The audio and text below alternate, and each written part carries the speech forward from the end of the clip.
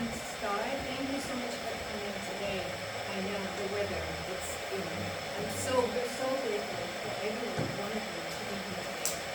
There's so many hardships to get here and meet. And it was 6:30 to the 7 o'clock was supposed to be the communication time, just get to know each other. That's why we're preparing and everything. But everybody's trying to make it make it on time, so that's why. Anyway, we still have a time after the discussion, so just for more kitchens and everything for our Canadians, just ask them. My name is Yuni Cho. I'm the senior manager at the KCS, and then this is the events and made possible thanks to the General Counsel, 재단. Actually, this is our first event to have a kind of depth discussion between the audiences and our panel guests. So this is a start of launching the series. I hope that this could be the successful. So just second and third, and then we can make it here. And today, so briefly, I'd like to introduce the guests, and from the right side, right from the Edward Song, and he is the cultural phenomenon. Probably you've been heard about the Gorilla, the food truck, the BBQ. And now he's the entrepreneur and the CEO of the Commissary. And he's the best friends to the KCS because he just provides such fresh the food to our senior center. We making the lunch to our seniors is over 300 to 500 every day at the senior center in Flushing and Corona. And then he's just helping us a lot. And then next to Jin Kang is the used to be the assistant district attorney at the Nassau County District, and then former president at the KALAGNI, Korean American Lawyers Association of the Greater New York. And then he's now a partner at the Ripon Redler LLP, and then also a young professor at the Fordham University of the School of Law. And then he's actually our KCS board member, and then he's helping us in so many ways. The gala and golf. Without you, we can make it. Thank you so much. And then finally, not the least, we have the Hannah Ellis John, and then she CEO and the entrepreneur of the Hannah Makgeolli. And then I was really inspired by her story when I met her at one of the events. So that's why I just approached that you have to be here and then share your story, how you become a Makgeolli CEO, and then the crucial legacy of the Korean history and everything. And then finally, I'd like to introduce our Mina An. She's gonna work as a moderator today. And then she's the Dean of the Business and the Social Sciences at the Bergen County College, and overseeing multiple disciplines including psychology, business and legal studies, and then culinary. Have a good time with that. She's gonna prepare whole inspiring story today. And then after that, the Q&A time. Thank you. Well, welcome everybody. Just the fact that you're here shows that you could be a great leader. Being a leader, really, I think 90% of it is showing up. So despite the weather, all the challenges of getting here, you're here. So welcome, and it's really good to have you. I'm really happy to be part of this wonderful discussion. I think we want to inspire and connect all the great leaders, right? So I think that's what my understanding of tonight. And we have the privilege of hearing from these great professionals here. I'm actually really interested in their story too. So I'm here to listen to their journey and with you, right? So I'm gonna ask you questions, but I would like you to also ask some questions. And that's what we're going to do. I'm gonna try to keep track of time so we end at 8 o'clock, and then afterwards we can enjoy the wonderful reception, okay? All right, so I thought maybe we could start by just hearing from you about your journey, right? How you got here, and what inspired you to do what you do, and some of the professional journey stories. So maybe whoever wants to start would be really great. I guess yeah, sure. I was gonna say ladies first. But, I'll start. Hi, my name's Edward Song. My journey as an entrepreneur started pretty much right out of college. I graduated college in 2008, which is the best time to graduate with a degree in finance. And so I had no choice but to, find my own path. And luckily for me, I always wanted to, be a chef. and kind of not have to always study and compete so hard all my life, especially as a son of immigrants. So I really wanted to, do something totally different and go into restaurant industry or just be a chef. And so after graduating, I signed up for a cooking class that was sponsored by Kingsborough Community College, and just so conveniently held the classes right across my apartment back in 2008. And I started going to cooking class thinking that I'm going to be this top chef, but then I quickly realized I'm not that good at it. And so oftentimes, like in other classroom environments, you get distracted and bored and you start daydreaming. And so it was during these cooking classes that I started dreaming up of, a business. And to me, what came to mind was Corilla, was this concept of, before the concept was just really the adventure of, at that time, creating the first Korean fast casual brand.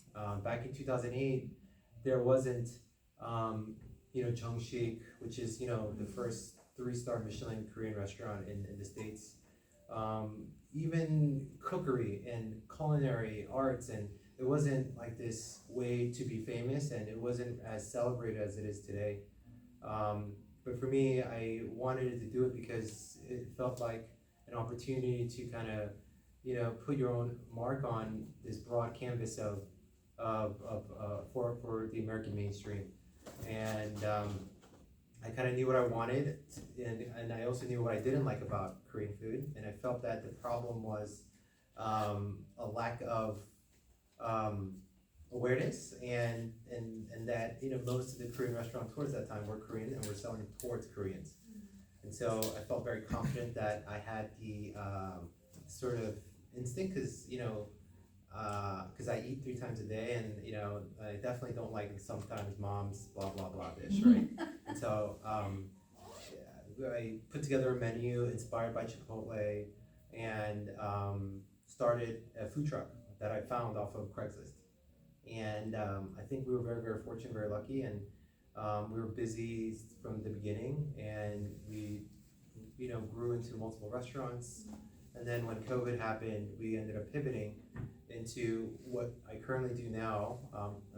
We run a government contracting company where we provide food services and staffing for New York City agencies, where we serve the vulnerable New Yorker population, starting with children to seniors to the unhoused New Yorkers.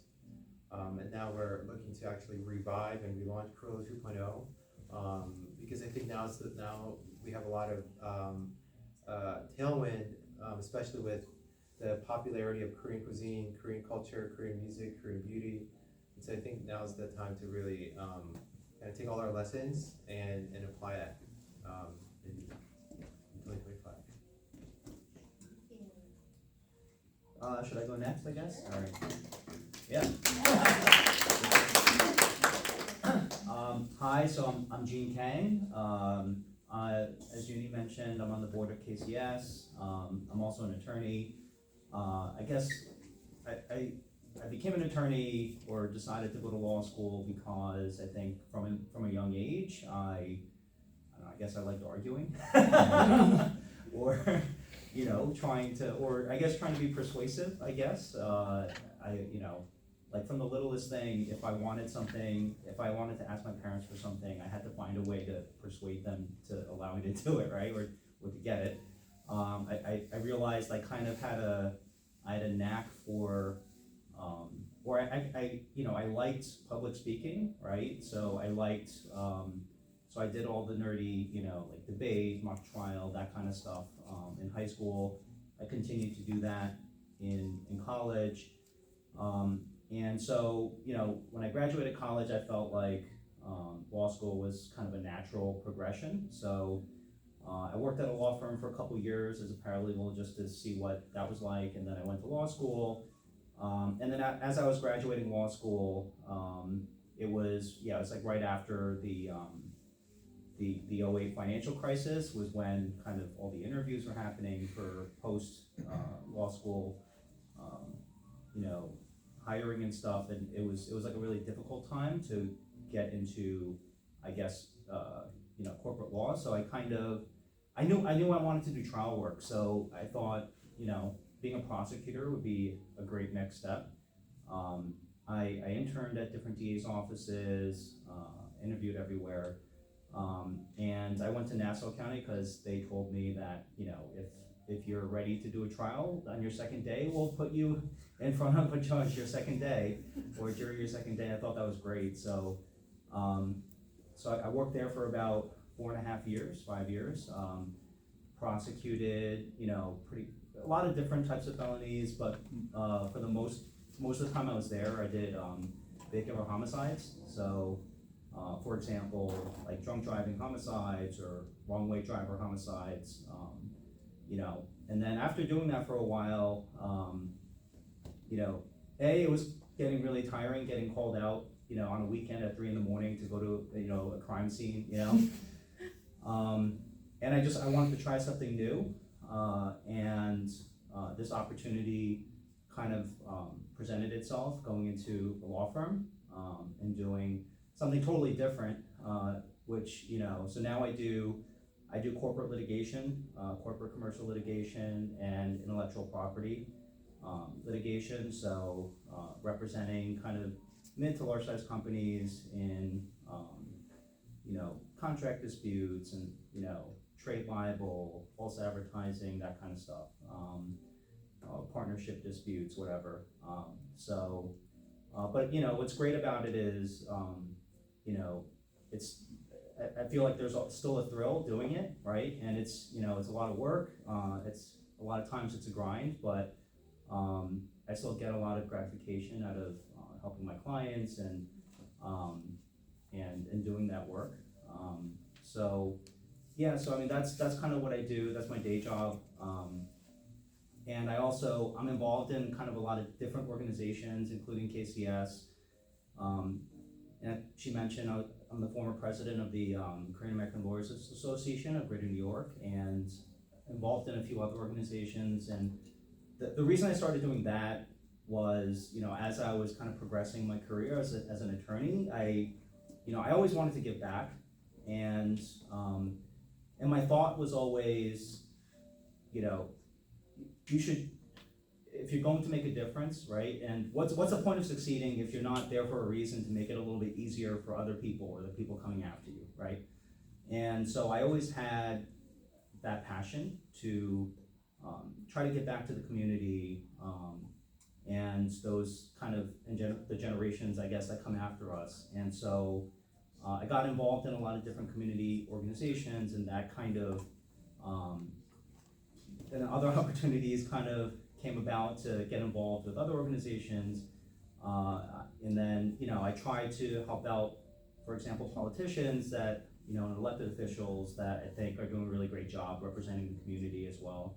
So, you know, so that's kind of what I do. And if you have any more questions about any of that specifically, I'm, you know, happy to answer. But thank you guys for coming. All right, and can you guys hear me okay? Yes. Okay, great. And I'm Alice. I'm sorry I couldn't make it there today. I was driving through crazy amounts of water here in Brooklyn. I'm the founder at Hanamakali and also the head brewer. We are a traditional Korean rice wine brewery based in Greenpoint, Brooklyn, that launched in 2020, but it wasn't always the case.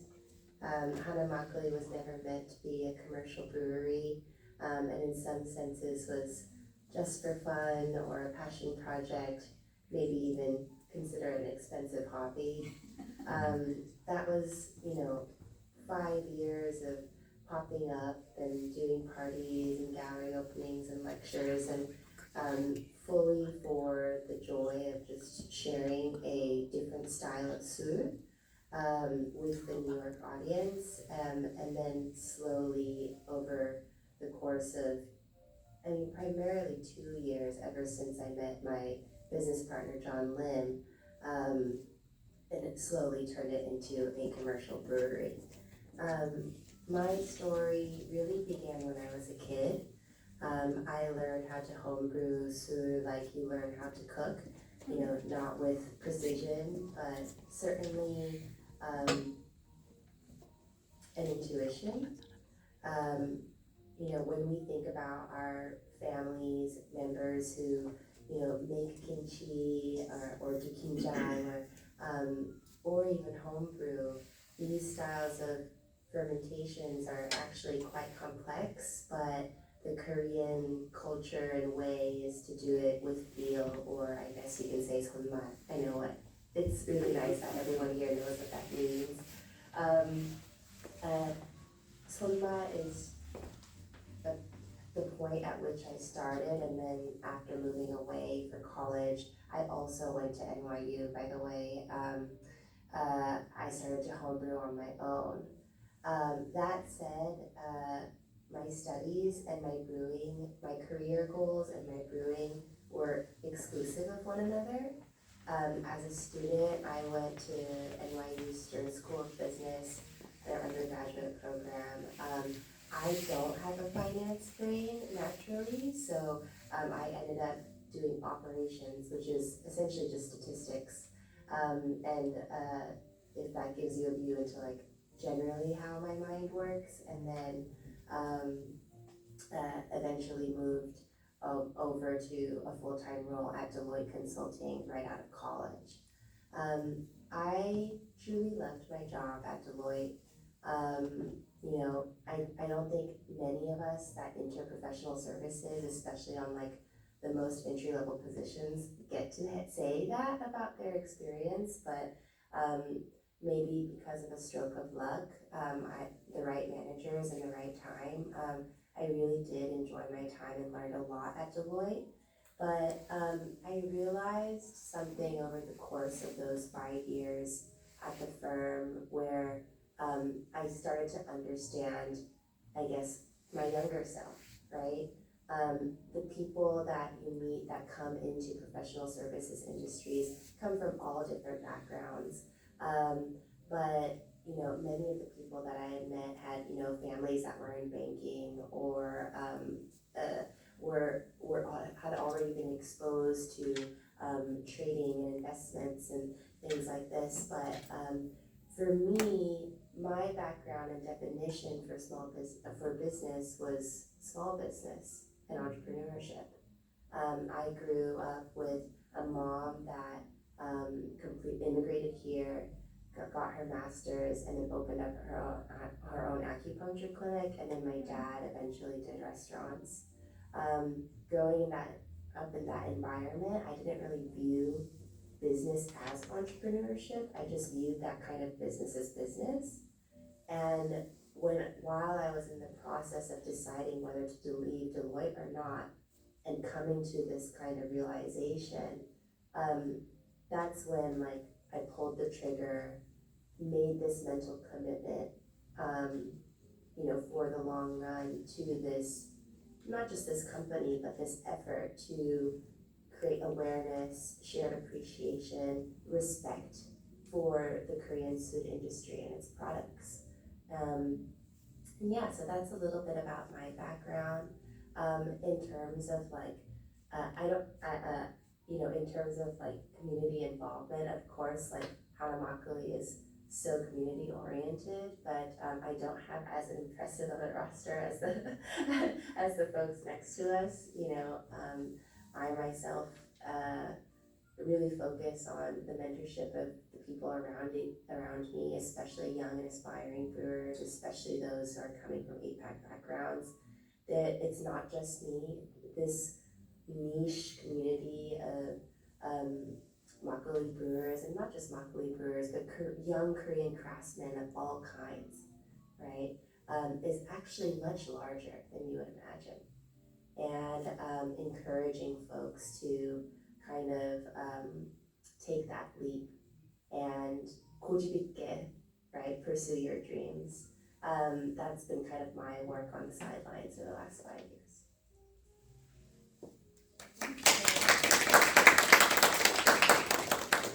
I could resonate with what she said about Sonmat, which is, I can't really translate it exactly, but essentially Korean cooking, especially for like my mom and my grandmother, they don't really measure anything exactly. They kind of go, oh, a little bit of this, a little bit of that, and then it's like what you do with your hands, right? The magic of your hands.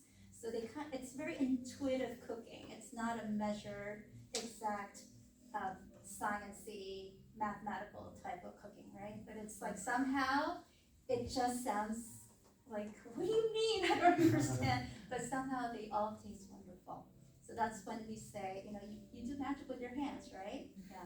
So yes, and I agree that it seems that you kind of mentioned this, like how to kind of go over, overcome this sort of sense of like, oh, what do I do? How do I turn this? But I wonder if you have all had some moments of challenges, or like, oh, how do I deal with this? Or did I make the right decision, right? I think we might, I don't know, maybe most of us experienced that moment. I wonder if you have, and how you overcome those. Yeah, all the time. All the time, and I think especially as an Asian American, you think that even more, right? Because you always feel a little bit of imposter syndrome, right? And you feel like you don't measure up. What am I doing in this, I had a partners meeting earlier today, and what am I doing in this room with all these really accomplished people who are older than me, do I belong here? And you have to remind yourself that, you've earned your place, right? You've worked hard to get to where you are, all throughout my career. And, still have a lot of days now. I mean, I think how, especially during really difficult times, right? You think, how am I gonna get through this? Or how am I gonna survive? There were times when I was a prosecutor, I mean, I don't know if you guys know, prosecutors don't make a lot of money. It's, even when you're doing these really high profile cases, it's essentially minimum wage. And, there were times when I couldn't pay my rent. I had to like sell things to pay rent. And I thought, I worked so hard to get to this place. Why am I like selling, my iPad so I can pay rent this month, right? Or, when I was dating my wife, I would have to budget like to the cent, and I'd try to figure out exactly how much it was gonna cost so she didn't realize I'm broke, right?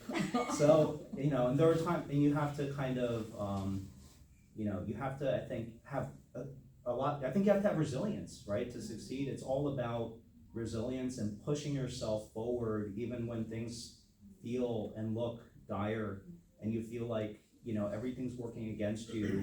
You have to get out of that mentality of like self-pity and focus on what's a practical thing I can do next to move forward, to progress, right? And I think everybody has, even every successful person has doubts.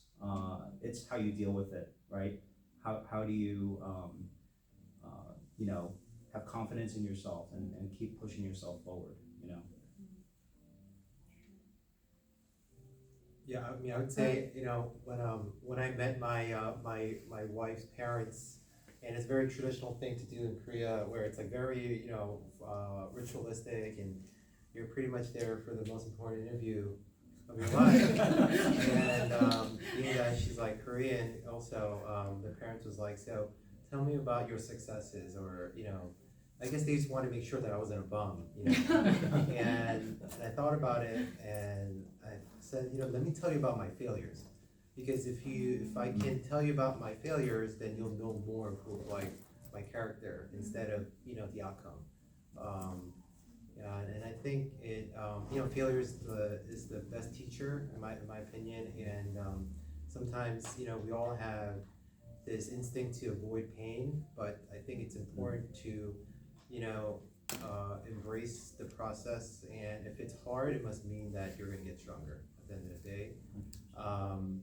And I would say, one story for us was during COVID, when the world locked down, and especially for hospitality businesses who rely on foot traffic because they pay rent, and it's a huge part of the operating expense. We really had to pivot, and we were forced to really just kind of, find some other way. And I think, during that time, I remember not only was the business about to go under and just barely survive, well, there was no way of surviving, there was no ability really, but also there was the health scare at that time. And, with business, for most businesses, you need people to work with, you need that teamwork collaboration. And so I remember during that time, even if you wanted to work, we just didn't even have enough workers to work with. So that was a really hard time for us, but at that same moment, we decided to, just, start from scratch and just kind of look forward and just figure it out. And so, I think it's important to, have the grit, but also a sense of, passion into whatever you're doing, this unshakable belief that you can do it, or the people around you and the people around you can accomplish it. And for us, we were able to pivot into something that we had no idea about, wherein we're essentially selling to the government. We're working with governments, because governments, all they can do is really print money and take your money through taxes, but they are the largest spender of things. And during that time, we were just literally just trying to figure, how to survive. And we saw something on TV, and it was about the mayor of New York City at that time saying that if you needed food, you can just call 311 or go online and you'd get food delivered to you. And so, that made me think, like, who's gonna make all this food, if everyone is at home locked down, except for, me and my partner and my employees. And so that kind of gave me the confidence to think that there's got to be a way, right? And so we were able to kind of look at something on TV and basically pull at this thread, and next thing you know, we ended up getting into this new sort of type of business, and we're able to achieve a lot of things that we never could have dreamed of, and at the same time help out New Yorkers in need at that time, and we're able to continue to do so now. And so, sometimes, the worst thing that can happen to you could be the beginning of something really, really great. That's so true. Thank you so much for that. And, Alice? Yeah, I wanna just add a little quick thing, I think there's like plenty of worrying about the future, and that will never go away. But in the now, I think what that feels like for a lot of people when they're thinking about taking a step and pursuing an idea is this idea of pigeonholing, right? And this fear that, okay, if you go down the wrong path, then you'll waste time, energy, and you'll end up pigeonholing yourself into an expertise or a lease or a specialty that maybe you don't want to do. But to that, I would say, like, there is no success without mastery, and there is no mastery without going deep. You kind of have to pigeonhole yourself and believe in that idea wholeheartedly, with an undying passion, like Ed was saying. And no one else is gonna believe in that idea more than you. So, yeah, that's just like my one take on that. To your question, Nina, is to not fear spending time getting to know something deeply. The risk is worth it. Wow, these are just amazing comments. I'm so happy to be here listening to them. I'm going to ask one more question, and then I'll open up to the floor. I'm just curious, we are here, most of us are from very diverse cultural heritage, right?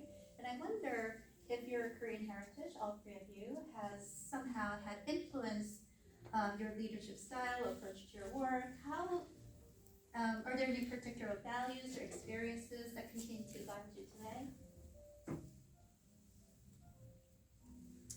We're all looking at you, Alice. Me, we're all looking at me. Yeah. Hi,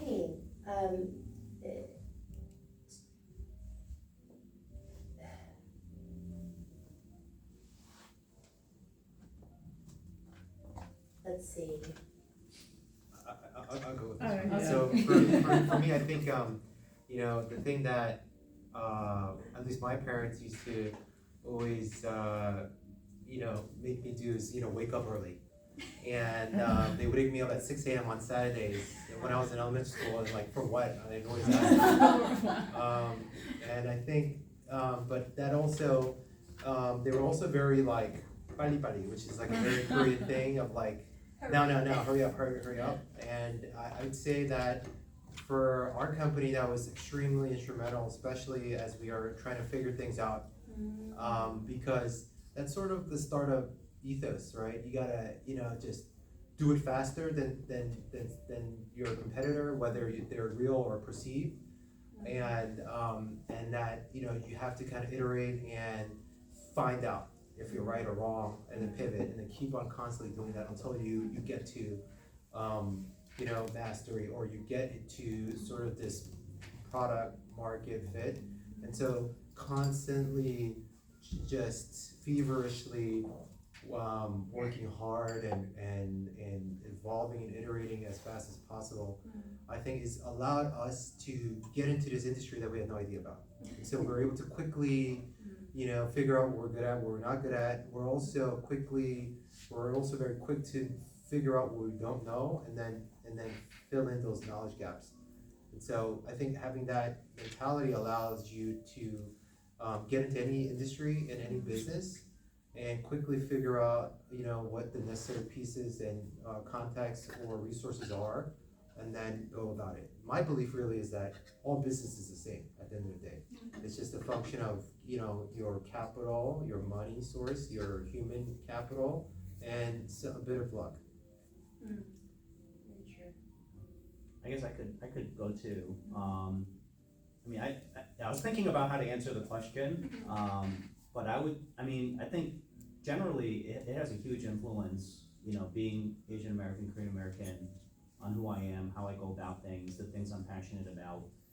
Even just beginning with, you know, how, you know, a lot of Korean Americans are raised, right? And just that immigrant story, right, of parents that come here with nothing, you know, sacrifice a ton, working all the time.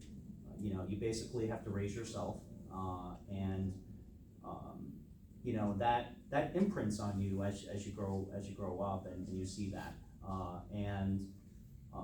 I think for me, I think seeing that, I think is what I think helped develop my grit, I guess, and the resilience that I was talking about, because my thought is, if they could come here and succeed and build a life for themselves in a country where they can't even speak the language, you know, hell, I should be able to do something for myself, right?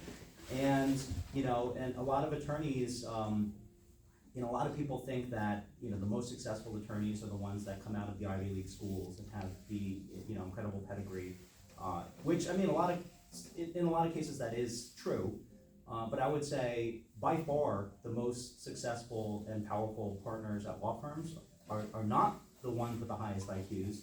They're the ones that literally just never gave up, and they just keep pushing and pushing, and are always out there working, trying to build a book of business, meeting with clients, or doing everything they can to win a case and improve themselves. It's the ones that keep pushing forward when it's really tough and when others would give up. They're the ones that ultimately succeed. And I guess the other side of that is also just having grown up as a Korean American and seeing all that. It also is what implanted this desire to give back, right? And you know, I'm sure everyone has different experiences, but in my experience, growing up as a Korean American or Asian American, it was not easy. It was really difficult. You have to fight for everything that you get, not just with, you know, I wouldn't call it racism, but it's the feeling of otherness, right? And kind of fighting against that, but also just not having some of the opportunities or resources and things like that that I guess the friends around me had, right?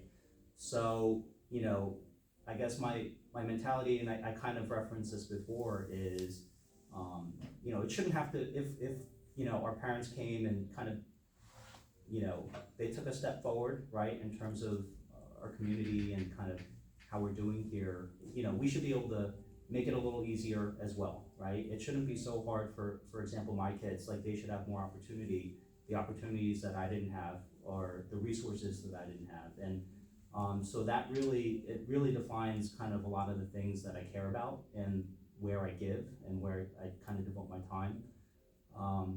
Because, you know, it's just, yeah, I think it's just I think it's like an everyday thing, you know, I think about what have I done today, to make, you know, someone next to me, their lives a little bit better, right, or easier. And that I can do that professionally as a lawyer, which is part of the reason I really enjoy it, but also kind of with a lot of the civic, I guess, volunteer things that I do as well.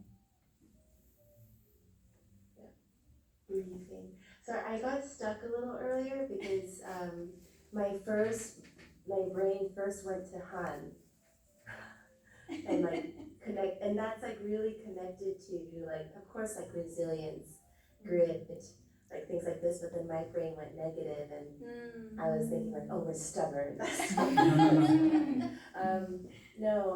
But I think that there is something that the flip side of Han, and that like kind of like, I guess we would just, correct me if I'm wrong, everyone, but this like collective kind of passion, or collective anger, as you would say. The flip side of Han is this kind of yearning to fulfill, or to yearning to make proud, right, the people that are around you. And while many of us are one generation, two generations separated from, you know, our Korean ancestors, that grew up in Korea at least, I think that culturally the passing down of this sense of wanting to make your customers proud, your culture proud, your team proud, your colleagues proud, I think that's something that all of us here share, right? And it is a quality of not just Korean, but Asian cultures in general. I guess you can call it, it's like tied to filial piety, where you really want to make do for, or provide for the people that are around you. I think that trait actually really is the backbone behind some of the most value creating Asian-owned businesses out there. It's this desire to want to put the best product out there, or provide the best service, or the best hospitality, or the most creative idea, right? So that's how I think, you know, in a different way, Korean culture contributes to all of our work here. Thank you so much. Those are really thoughtful comments. Now I want to see if you have any questions for the panelists, and then we'll move from there. Anybody has a question or comment? Contribute to this discussion? Don't be shy, please. It's a pretty intimate group. Anything. Yes. I have a question for Edward and for Alice. So what was it like to get your very first sales, and ensuring that the products that you had were, did get to product market fit, as the term that you used, that everybody used? I think the good thing about food is that you have the ability to get immediate feedback.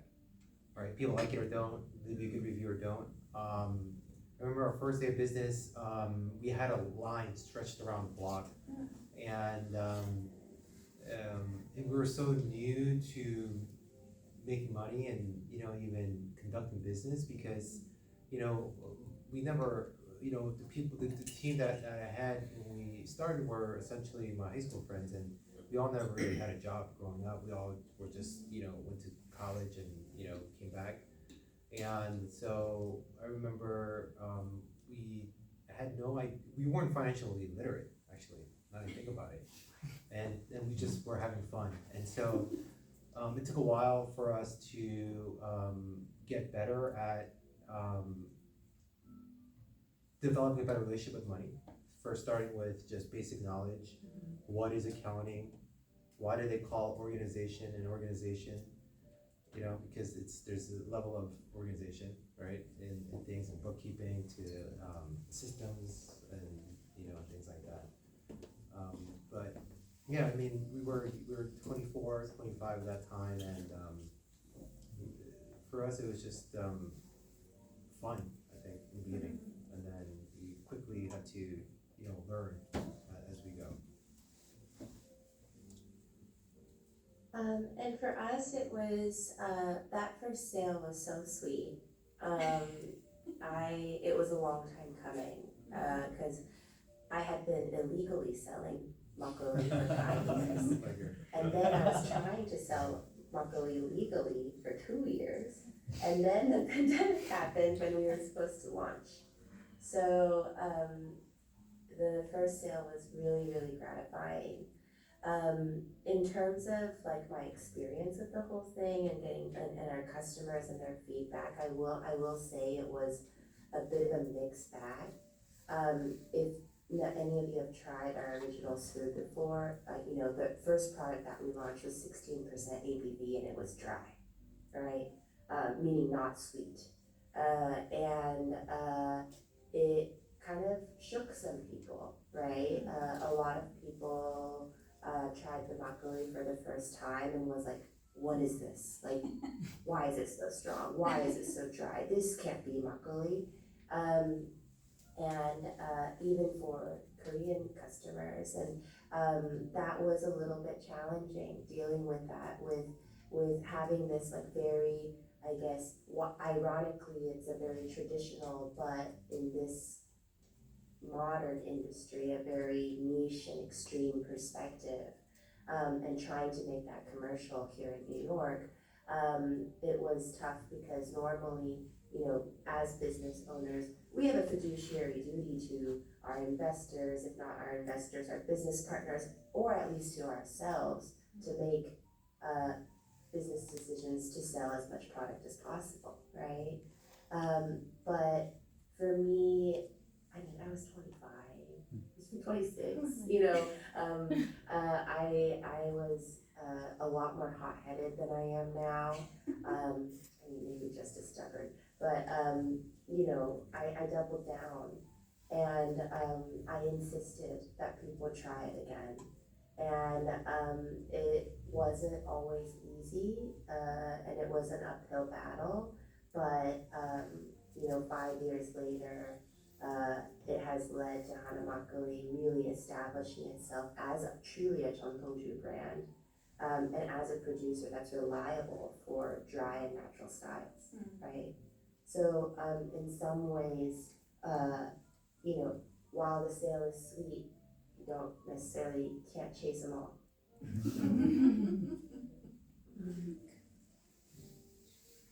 Just those of you who may not know what makgeolli is, it's rice wine, Korean style rice wine. And I think usually makgeolli is sweet. Am I right? Often. Often, right? So to have dry makgeolli would probably surprise some people, I think, right? Yeah, absolutely. And to understand that is to understand processed food and beverage products, post-industrial complex all over the world, right? Everything that we have in our H Marts, not everything, but a lot of things, products in our H Marts, our 99 ranches, they are the best of the best, of course, but really refined products that, over the course of really between 1960 to the 1990s, got developed and launched to market for the purpose of export. It wasn't necessarily best of the best in terms of quality or methodology or ingredients, right? So now that we have the privilege to be able to have access to the agriculture needed to enjoy better products, or have a little bit more disposable income, or whatever, or you know, live in a society where there's global trade, right? Like, we could then now enjoy a return to traditional products, is my perspective. Very interesting. Thank you, thank you. Thanks for the question. That's a great question. Anybody else has a question? I also, Yeah, sure. for Edwards and Ellis, mostly, for Edwards, I went to, college, NYU, and, I remember Corilla in St. Mark's, in main campus, and also in engineering, department. Sorry. Yes. Oh, yeah, Yeah, and I think back then, like 2017, there was another Corilla in Brooklyn, campus, NYU campus. So I definitely saw Corilla scaling up, and also Alice, I went to your brewery before, and I saw like a huge facility of brewing facilities. So when you scale up the business, what was the most challenging part? I believe the organization structure. You might have to hire more people. You might need like you need advices from maybe you might seek advices from outside. You want to hear more about your challenges when you scale up your businesses from very small micro scale to bigger size. I'd say for me, the biggest challenge was what it turned out, and it's one of those things where at every single moment, we were learning about our industry, because we don't have, I don't come from a family of restaurateurs or anything like that. I never worked at a restaurant myself, so we're kind of learning as we go, and at the same time, we were successful from day one. We were just this sort of like cultural like hit phenomenon, and so I think having that success and exposure allowed us to be a little bit aloof sometimes, where we didn't seek out the advice that we should have like sought out, and I think we were just too overly confident in ways that probably costed us a lot of stress and headache and obviously money. But I think that aside from that part, I think the hardest thing was always feeling like we needed more something, that we needed this investor, or we needed this chef, or this veteran like operator. I think as we learned more about it, I think we just desired for more, and at the same time weren't really able to improve our own selves. And I think part of that was because we were young, and we didn't really have as many role models at that time back in when we were doing this. In social media wasn't around. Now I feel like you can easily tap into influencers or other folks now with that create content or have the experience that is sort of relevant to your situation. And I think the hardest part was growing up at the same time as growing a business. Is another one. Is it okay Oh, if yeah, I that's ask a follow-up follow-up? question. Yeah, so then now, how do you make judgment between, we need more? Like sometimes you really need more to scale up or, to grow the business. So how do you make the judgment between, we need more and we need improvement? in us? So I think so. These days now, we lead into our team members and our managers, and instead of me thinking that we need more because of whatever reason, maybe I see another company or meet another CEO and they're like, oh yeah, we have this crazy sales team and blah blah blah, and they're like, oh, and I think about, wait, we don't have a crazy sales team, maybe we should get one or build one. Whereas before it used to be very reactive, Now I lean in more to my team, and part of that is because they are the people that need it, not me. And if they can communicate to me in a very clear, rational, and logical manner, then it must mean that this is a real need for them. And so then my job is to, either find it for them or find the people that can find it and, back it up with resources so that we can make the best decision together as a group. And so I'd say, unlike before, it's become more structured and a bit more intentional and slower versus, when we were smaller and younger, we would just shoot at the hips and just, find out what happens.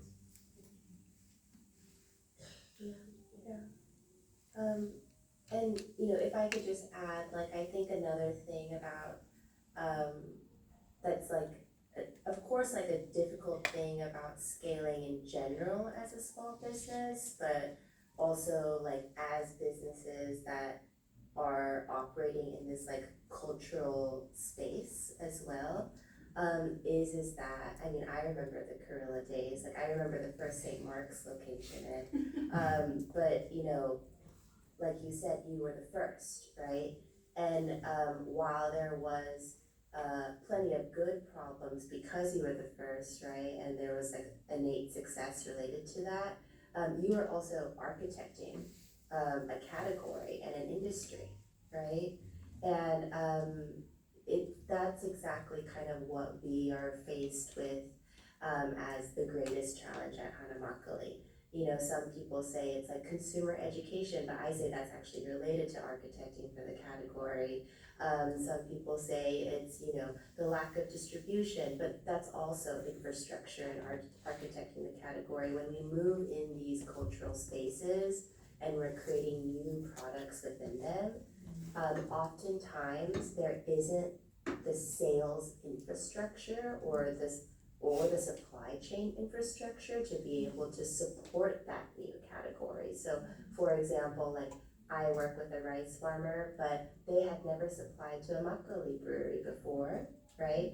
And the only rice farmers that grow rice for brewing are for sake brewers, right? So lack of industry. Or on the distribution front, now there is one small portfolio that distributes Korean alcohols exclusively, but before that there was no distributors that were carrying completely craft Korean food, right? So we have to oftentimes think about so much more than just the business. We have to think about other businesses that need to be created to support our business.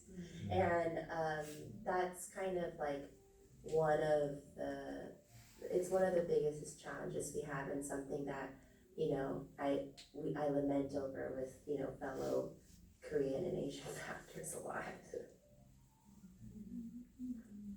Thank you a lot to think about. Maybe time for one more question?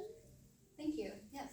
Yeah, so kind of a little bit of background on it. I feel like, Kurilla, growing up in this area, being Korean American, that was kind of the first time that I remember kind of creating American type food really becoming popular in New York, kind of setting off a wave in that kind of mid-2000s era of that kind of being the first part. But I thought at that time that was kind of triggered what we're seeing now with kind of this really big wave of K-culture popping up. And so looking back on kind of the time with Kurilla, it might have felt like a little early to have caught that. I spent some time working with Hooney Kim in the city at one of his restaurants, and he had a kind of a similar thing to where I felt the timing was off. Like he had gotten a Michelin star, had kind of started to get a foothold kind of at that same time as David Chang, but it kind of petered out.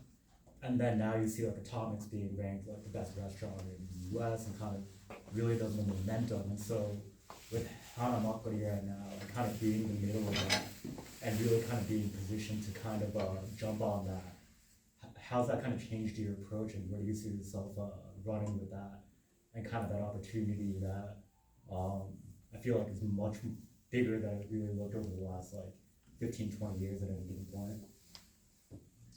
Yeah, I mean that's we've definitely thought about Well, actually, I personally never really believed that we were too early because I always felt that we were doing something original. Although I say that, you know, I could have done Peruvian food or Filipino food or Indian food, which, you know, for me, it was just the process of elimination of like which cuisine hasn't been commercialized. And it just so happened that, you know, I just looked at myself in the mirror and I was like, oh, I'm Korean, I should do Korean food. You know, I think the way that I thought about it was, you know, just taking the best sort of ways of eating certain things. Like for us, I think I definitely want to take credit for adding more sauces to the Korean cuisine. You know, whereas like it should just be like gochujang or doenjang and samjang. I believe we kind of enlarged the repertoire of Korean sauces. But yeah, I always thought we were doing something Korea. It was something original, and it was just more like towards the end. I thought of it as more like, you know, there's really very little difference between us and like an artist that's creating this one exhibition, and this exhibition is called Korea, and we decided to do Korean food, fast casual, and maybe the next, you know, concept could be some other cuisine or a fusion of some other thing, or maybe it's not just food, it could be, you know, food and fashion, which is, you know, very popular, or food and beauty, you know, which is a concept that, you know, we were playing around with right before COVID. But given that, you know, since 2010, when we first started to now, I definitely feel much more excited about relaunching it, which we are going to. Even though since we stopped during COVID to now, we've, you know, gone on to, in my opinion, arguably having a bigger impact, where we're really, you know, like during COVID and up until now, we've, you know, really, you know, impacted millions and millions of people. We still do that every single day, and but because now there's, you know, a lot of, you know, attention, you know, yeah, from a business standpoint, it feels like there would be a better outcome. And so we're thinking about it in the form of you know, taking all the lessons that we learned, and also kind of understanding what's changed since we paused in 2020. Primarily, really having a social media sort of strategy out the gate, which entails just the ability to create good stories related to Corolla, and the history of it and where we're going, to, you know, from the store design standpoint. You know, if you look at a lot of fast casual restaurants, they all look the same. The only difference might be, you know, the fixtures and the tiles and the lighting material, but they're all pretty much formulaic. And so we're thinking about, you know, not necessarily providing substance with, you know, a nice lunch or a nice dinner. We're not thinking about it in terms of, you know, even a product. When we're thinking about it in terms of an experience that we want to offer to guests that come in the door, starting with, you know, the store design, where we want to create a certain feeling. And so the closest thing would be like the feeling that you get when you walk into art gallery. They all look the same, but the stuff that's on the walls, you know, evoke a certain emotion. And so I want to treat and you know, utilize those same sort of ideas with the store, where it's not just where we want to make it look like you're inside of some sort of experience, right? And then obviously with the food, you know, we're really looking to make our own sort of soy sauce, our own gochujang, because it really is a difference. If you've been to Huni's restaurant in Long Island City, Meiju, you know, even though his menu isn't as innovative as Atomics or Jewel or whatever, he does basic things, but he, you know, really hones in on the ingredients and sources it very, very well and meticulously. And you can see how you don't need like crazy technique, but if you can rely on, you know, just the foundational like ingredients, you can really come up with a new experience for most people. So definitely focusing on the sourcing, and if we can't source it, then we'll create our own, because we have the infrastructure to do so. And then lastly, we want to position Gorilla 2.0 as, one lens thinking about it from the hungry eater standpoint, but also from the standpoint of, from a business owner, as in, we want to position Gorilla as a way for people to achieve financial freedom, by, getting into a Gorilla franchise.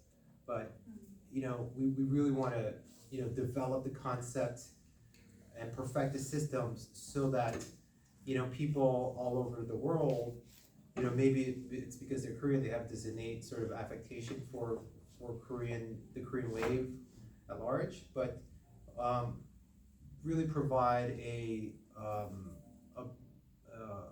toolkit and the resources so that they can start their own business and be successful as their own entrepreneur. Our conversation doesn't have to end here. We'll have the reception afterwards, right? And you can ask questions individually too. But I was hoping that we could conclude the panel part by asking you, looking ahead, what kind of legacy or impact you have hoped to leave for the next generation leaders? I think one of the biggest things that, what that resonated with me was what Jean said about, there's a tendency for people that have made it to want to close the door behind them, right? And you see that from all types of people and backgrounds. Like, I remember seeing something on Instagram about, and this is during the migrant crisis, they were interviewing this recent immigrant and why he was pro-Trump, let's say. But also you kind of see this with a lot of other industries where, once they get successful, they think about, monetizing, capitalizing on the exact same group of people that they came from. And so, and I wonder if it's just, it's not, it extends beyond classism and, maybe this convoluted, weird way of thinking about, the experiences they went through and how they can kind of not face those same experiences. But I think, for me and our company, we do a lot to make sure that we participate in our local communities all over New York City. So, like one way is, for example, we have something called the Free Food Truck. And because you came and started from the food truck world, we realized that why is it only during Thanksgiving that all these politicians want to care about food insecurity and want to feed people? And so our idea was to scale this by activating different community leaders in different community-based organizations. Also, working with our suppliers and our vendors who would, gladly donate and offer this platform physically to do so more often than just the day before Thanksgiving and on Thanksgiving. So there's things like that, but I think one of the other things is to really just step away from just identifying simply as or only as Asian American or Korean American, but really understanding that we're all one community at the end of the day, and trying to break barriers by not being so stuck on one sort of identity, right? And just thinking about it from multiple perspectives and espousing that belief within our own company and then also externally.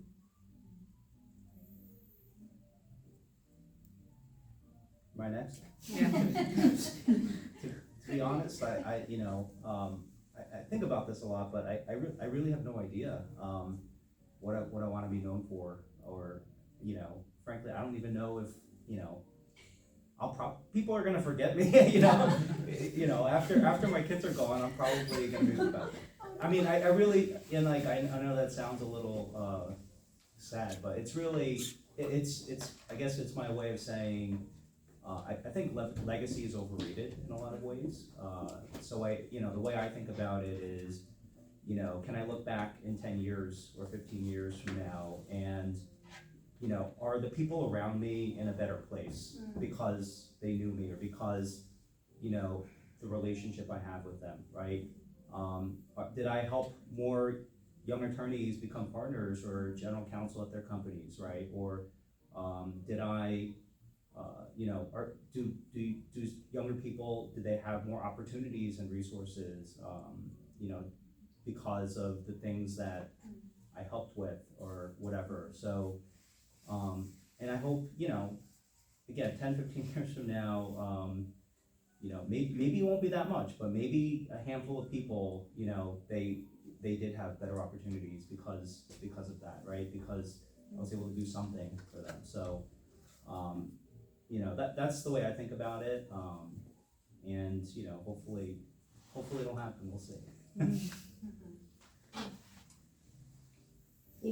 I agree about the legacy thing. I mean, and then like, of course, like we talk about the things that we want to leave behind, but it's, again, like, I think the emphasis there is like, it's not, the point isn't about like our name passing down, it's about certain traits or lessons that we learned, and those being passed down. And through Hanamakuli, I do like hope that like one kind of like word that kind of like always, that I always kind of focus on almost daily is courage, right? And I hope that people feel like courageous and proud and able, in this next generation to do even more than what we've done.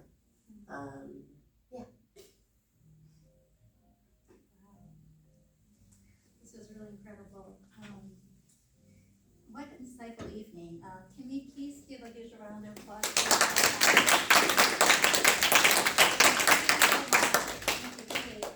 Thank you again for joining this Young Rising Leadership Forum. I hope we can continue in the future. And I also hope that you leave with the same sense of inspiration that I have felt. And we really hope to see you again. Thank you so much again. Have a good evening.